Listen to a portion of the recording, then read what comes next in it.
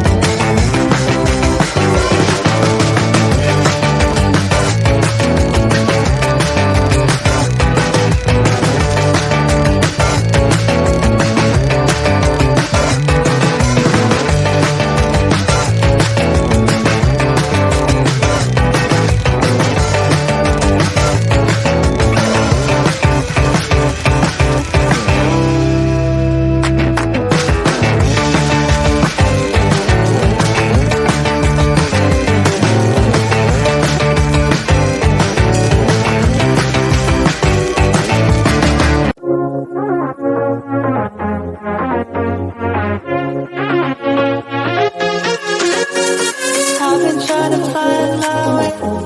Take me by the hand and let's go find our own space. Somewhere in between you and me, it's a piece of magic that we need to release. Ooh, and now you're looking for a good time. I think you should take a chance with me. And do you wanna get the mood right?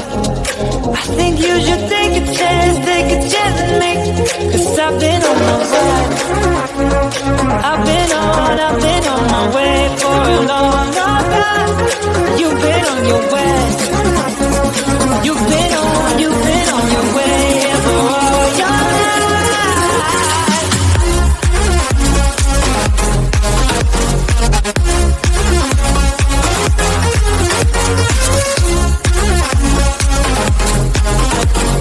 Take a chance with me.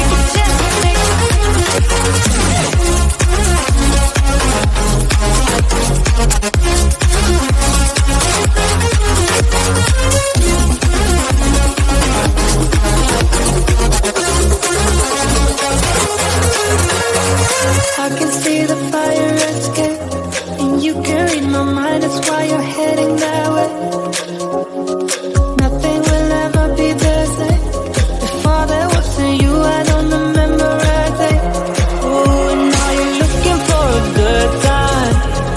I think you should take a chance with me. And do you wanna get the mood right? I think you should take a chance with me. 'Cause I've been on my way. I've been on my way for a long, long time. You've been on your way. You've been